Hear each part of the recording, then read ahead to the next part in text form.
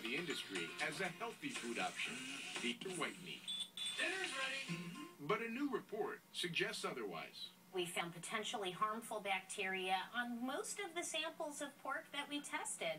One organism we looked at, Enterococcus, is more a measure of filth indication, maybe fecal contamination.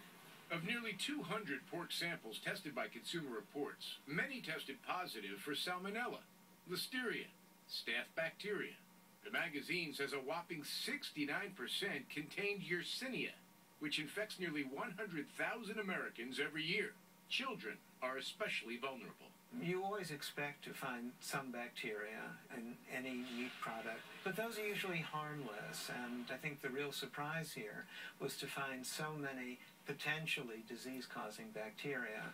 Even more, 90% of the bacteria Consumer Reports found were said to be resistant to antibiotics. In other words, they were superbugs. All of those things paint a very concerning picture about this indiscriminate use of antibiotics in meat production in this country, and what we believe are the results of that. Consumer Reports was also alarmed by traces of ractopamine in 1/5 of the pork they tested. Farmers use the drug on their hogs to produce leaner cuts of meat.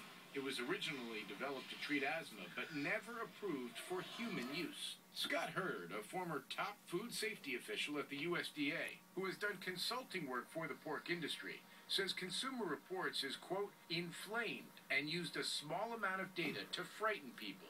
And he says the meat is safe. The average person would have to eat over 700 pounds of pork every day for their entire life in order to get enough ractopamine to be above that acceptable level by FDA. Hurd says the sample size of the Consumer Reports study is too small to draw any broader conclusions.